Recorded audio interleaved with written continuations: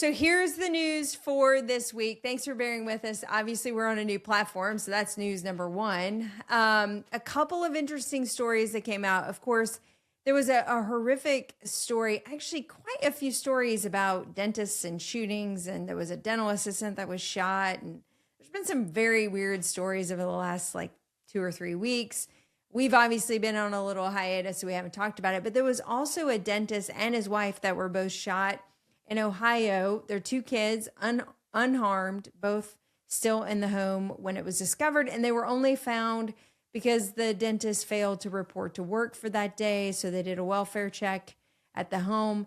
Today, as far as I know, there's still no known suspect, no known motive. So I think they're still trying to figure out what happened. You know, I'm sure all of us are sort of processing, is this a disgruntled patient? Was this a personal issue? Whatever may be going on. Certainly on the outset, they look like a very happy, beautiful family, you know, with two cute kids and all that stuff. So our condolences to their family and certainly to their kids.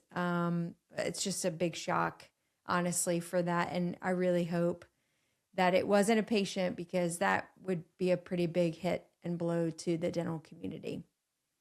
Another condolence that has to be passed along would be for Greg Biffle. Now, I know it seems kind of strange that we're going to talk about Greg, as he was a NASCAR driver, and what could he possibly have to do with dentistry?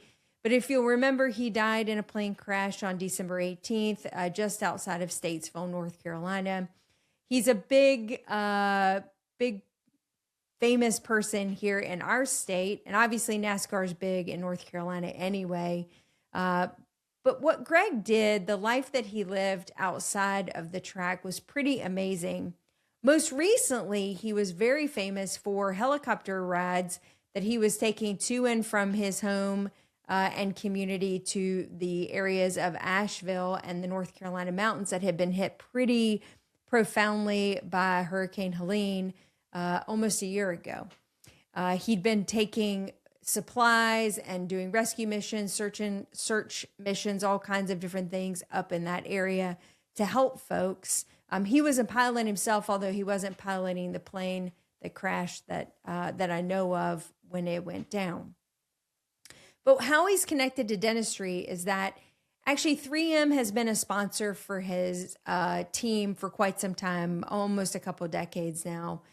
And through that relationship with 3M, he also became affiliated with Henry Schein Cares and Give Kids a Smile. He was active in those programs. He promoted them. He participated in marketing and getting outreach for those different programs. And so, you know, the dental community did lose quite an advocate in Greg Biffle when he passed away a few weeks ago in that tragic accident. And honestly, when you look at the life he lived off the track and his willingness to contribute and help community members in the mountains of North Carolina, as well as the underserved communities with dental care and access to dental care through Henry Schein Cares and through Give Kids a Smile, a testament to a life well lived while he was on the earth with us. And so I wanted to make sure he got a little bit of notoriety for the contributions he made while he lived here on earth.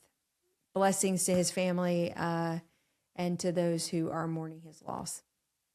And yet another interesting arrest and indictment coming out of Atlanta for another Veneer tech, indicted on more than 100 charges. Brandon Dillard was accused of illegally providing cosmetic dental procedures over the period of 2021 to 2024, roughly bringing in millions of dollars for those procedures. He is not a licensed dentist, but was advertising cosmetic dental procedures through Instagram and through different media outlets. He was taken to court and was cited for a lot of violations. One was Georgia's racketeer influence in corrupt organizations, or the RICO Act, theft by deception, practice of dentistry without a license, practice of medicine without a license, battery, possession of dangerous drugs, and conspiracy to commit insurance fraud, and many more. I think he'll be headed to jail. We'll see. His sentence has not been fully determined yet. And the last statistic or news story I should share for the night really isn't awesome, if I'm being honest.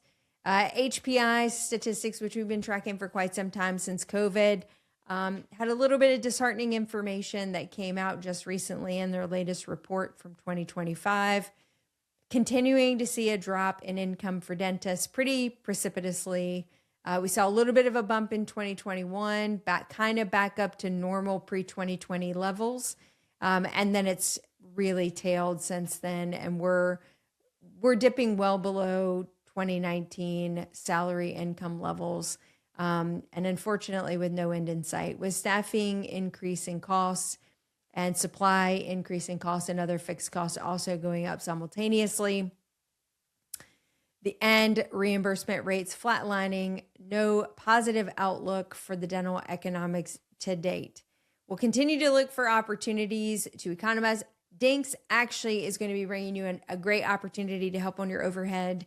Curve is going to be working with us for some deals for our members, as well as some additional organizations that are going to help with group purchasing. So stay tuned. We're here for you. We really want to continue to support the independent practitioners and rise them up and help them succeed in their everyday practice. And with that, that's the news.